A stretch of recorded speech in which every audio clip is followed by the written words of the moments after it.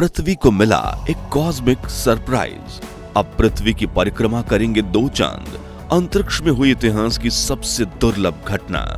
लेकिन इस घटना को देख क्यों वैज्ञानिक हैरान परेशान हैं? और हम कब देख सकते हैं आसमान में एक साथ 2 चांद? जी हाँ दोस्तों, हमारी पृथ्वी को अपना दूसरा चांद मिल चुका है, जो इस वक्त पृथ्वी की कक्षा में प्रवेश कर रहा है। जल्द ही ये हमारे चंद्रमा की तरह पृथ्वी की परिक्रमा करना शुरू कर देगा। वैज्ञानिकों ने इस चांद का साइंटिफिक नाम PT5 रखा है, लेकिन इसे मिनी मून के नाम से पुकारा जा रहा है। लेकिन स्पेस में ऐसी तो कौन सी घटनाएं हुई कि रातों रात पृथ्वी को एक नया चांद मिल गया? आसमान में कब दिखेंगे ये दोनों चांद एक साथ? क्या ये मिनी मून पृथ्वी का स्थायी चंद्रमा बनेगा या फिर बस कुछ दिनों का मेहमान है? इसका 5000 वर्ष पहले हुई महाभारत से क्या कनेक्शन है? और क्या ये पृथ्वी पर क्रैश लैंड करके 6.5 करोड़ साल पहले हुए महाप्रलय जैसी त्रासदी मचा सकता है? जानेंगे इस वीडियो में, लेकिन उसके पहले नए दर्शक जल्दी से वीडियो को लाइक और चैनल को सब्सक्राइब कर लीजिए। दोस्तों, अंतरिक्ष में तारे, ग्रह, उपग्रह, धूमकेतु, एस्ट्रॉयड और स्पेस डस्ट जैसे अनगिनत ऑब्जेक्ट्स हैं जो लगातार मूवमेंट करते हैं। इसलिए रात के अंधेरे में हमें अंतरिक्ष जितना शांत दिखता है, उससे कई गुना ज्यादा अशांत है। इसी अंतरिक्ष में कई धूमकेतु और एस्ट्रॉयड्स पृथ्वी के पास आना और करीब से गुजर जाना एक आम बात है।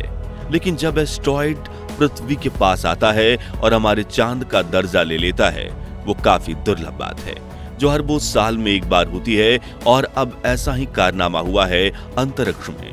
एक बहुत बड़े एस्ट्रॉयड ने पृथ्वी की कक्षा में एंट्री कर ली है, जो 3540 किलोमीटर प्रति घंटे की रफ्तार से हमारी तरफ बढ़ रहा है। तो क्या यह एस्ट्रॉयड हमेशा के लिए पृथ्वी की कक्षा में स्थापित होकर हमारा दूसरा चांद बन जाएगा, या फिर पृथ्वी पर क्रैश लैंडिंग करके भयंकर तबाही मचाएगा? इसी जवाब की खोज में इसरो और नासा के वैज्ञानिक दिन रात रिसर्च में लगे हुए हैं। दुनिया भर के अंतरिक्ष एजेंसियों ने अगले 8 हफ्तों तक हाई अलर्ट जारी कर दिया है। वहीं दूसरी तरफ आसमान में दूसरा चांद देखने को लेकर लोगों में उत्साह का माहौल फैल चुका है। और आज हम इस नए चंद्रमा से जुड़े सभी रहस्यों से पर्दा उठाने वाले हैं। दोस्तों, ये एस्ट्रॉयड या क्षुद्र ग्रह दिखने में हमारे चंद्रमा जैसा है।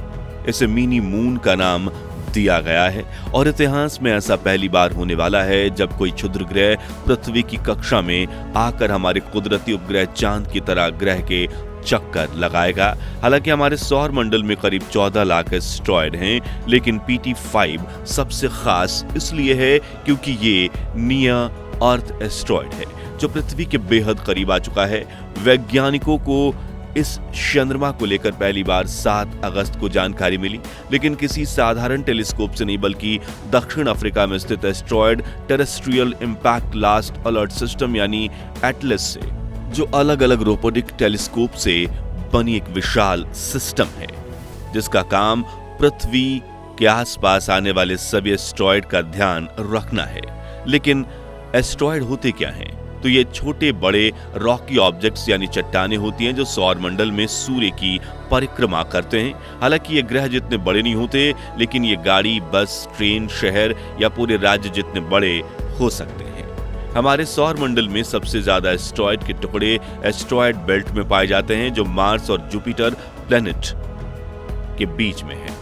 आज से करीब 5.5 अरब साल पहले हमारे सौर मंडल के जिन ऑब्जेक्ट्स में ग्रह बनने की कैपेबिलिटी नहीं थी, यानी जो रॉकी ऑब्जेक्ट्स काफी छोटे थे, वो इस एस्ट्रॉयड बेल्ट में इकट्ठा होते चले गए। और आज सोलर सिस्टम के एस्ट्रॉयड बेल्ट में 1 किलोमीटर से ज्यादा व्यास वाले 11 लाख एस्ट्रॉयड हैं, जबकि उससे छोटे एस्ट्रॉयड की संख्या लाखों में है, जो एक दूसरे के टकराव या किसी अन्य कारणों से अपनी कक्षा से भटक जाते हैं और सौर मंडल में किसी भी ग्रह की तरफ बढ़ने लगते हैं। लेकिन सौर मंडल में पृथ्वी की ढाल बनकर खड़ा जुपिटर ग्रह, जिसकी ग्रेविटी इतनी ज्यादा है कि वो इन एस्ट्रॉयड को अपनी तरफ खींचते हुए खुद में समा लेता है या अपना चंद्रमा बना लेता है। इसलिए जुपिटर के 95 चंद्रमा हैं और पृथ्वी इन एस्ट्रॉयड की टकराव से बची हुई है।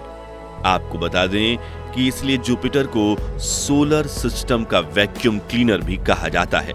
लेकिन मिनी मून PT5 जुपिटर को पार करते हुए पृथ्वी की तरफ बढ़ चुका है और इस तरफ के साथ जुड़ा हुआ है। इस एस्टेरॉयड का महाभारत के साथ क्या कनेक्शन है?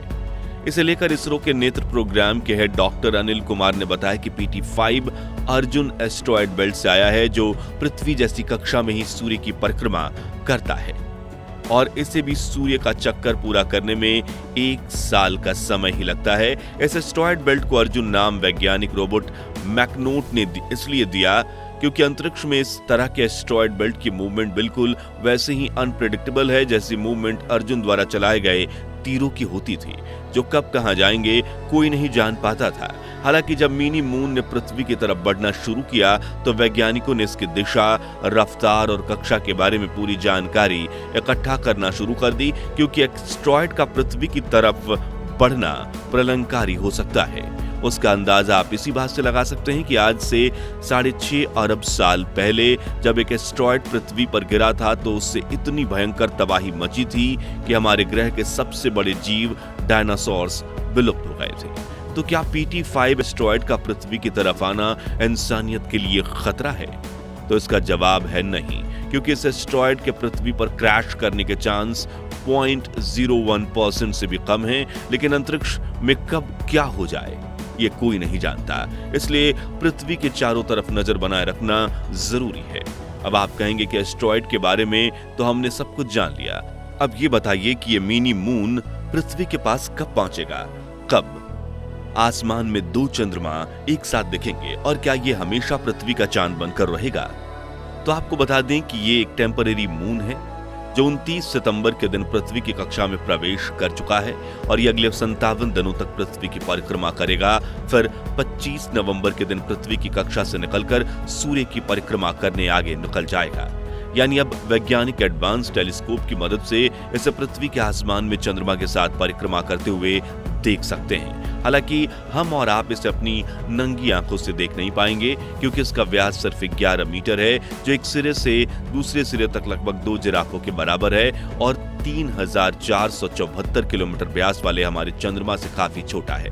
वहीं ब्राइटनेस मैग्नीट्यूड सिर्फ 22 है। आसान शब्दों में ये मून काफी डीम यानी धुंधला है, जो इसे नंगी आंखों से या कहें कि बाजार में उपलब्ध छोटे टेलीस्कोप से भी देखना असंभव बनाता है। इसे केवल बड़े 30 इंच वाले पेशेवर टेलीस्कोप से ही देखा जा सकता है। यहाँ एक दिलचस्प बात यह है कि हमारे असली चंद्रमा का ब्राइटनेस मैग्नीट्यूड 12.7 है, जो इसे हमारे सौर मंडल का सबसे चमकदार चांद बनाता है। यहाँ तक कि ये सभी ग्रहों से भी ज्यादा चमकदार है। इसलिए मिनी मून चांद की जगह तो नहीं ले पाएगा, लेकिन पृथ्वी की कक्षा में अकेले घूमने नेचुरल सैटेलाइट के रूप में चांद की मोनोपोली जरूर छीन लेगा। आपको बता दें कि पृथ्वी का गुरुत्वाकर्षण अक्सर छोटे क्षुद्र ग्रहों को उसकी कक्षा में खींच लेता है, जिससे वे अस्थायी रूप से छोटे चंद्रमा बन जाते हैं और शोधकर्ताओं ने इस मिनी मून को अस्थायी रूप से पकड़ी गई मक्खी का नाम दिया है। खैर, इस तरह कक्षा में प्रवेश करके चक्कर लगाने वाले एस्टेरॉयड तो काफी दुर्लभ हैं, लेकिन ऐसा भी नहीं है कि पृथ्वी के पास चंद्रमा के अलावा कोई मून ही नहीं है, बल्कि पृथ्वी के आसपास कई क्वासी सैटेलाइट्स हैं या आभासी उपग्रह मौजूद हैं जिनके लक्षण चंद्रमा जैसे ही हैं। आपको बता दें जैसे कि इनमें से एक चांद का नाम है कामोओलेवा, जो पृथ्वी के साथ साथ चलता है। ऐसे लगता है कि यह पृथ्वी की परिक्रमा कर रहा है, जबकि असल में यह सूर्य की परिक्रमा कर रहा होता है। कामोओलेवा को 2016 में खोजा गया था और इसका व्यास लगभग 130 से 330 फुट है, जो अमेरिका के स्टैच्यू ऑफ लिबर्टी के आकार के बराबर है। बात करें मिनी मून की तो 29 सितंबर के दिन पृथ्वी ने इसे अपने गुरुत्वाकर्षण की मदद से खींचकर ऑर्बिट में स्थापित कर दिया है और ये चांद पृथ्वी की सतह से 2.6 मिलियन मील दूर वाली ऑर्बिट में है, जो चंद्रमा की 3,84,400 किलोमीटर की ऑर्बिट से 6 से 7 गुना ज्यादा बड़ी है।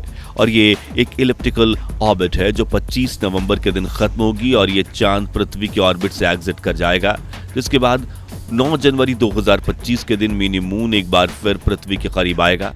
तो दोस्तों, अगर भविष्य में पृथ्वी को मिनी मून नहीं बल्कि चंद्रमा जितना ही बड़ा मून मिल जाए और दोनों चंद्रमा का पृथ्वी के आसमान में एक ही साथ उदय हो, क्या आप ऐसे खूबसूरत नजारे को देखना चाहेंगे? और क्या भविष्य में इंसान चांद पर जाकर इंसानी बस्ती बसा पाएंगे? अपना ओपिनियन हमें कमेंट्स में बताएं। उम्मीद है कि आपको ये वीडियो जरूर पसंद आई होगी। अगर हाँ तो वीडियो को लाइक और शेयर करें और हमें सपोर्ट करें। और स्पेस साइंस से रिलेटेड ऐसे ही दिलचस्प वीडियोस के लिए हमारे चैनल को सब्सक्राइब करके पास वाली घंटी जरूर बजा दीजिए। जय हिंद, जय भारत।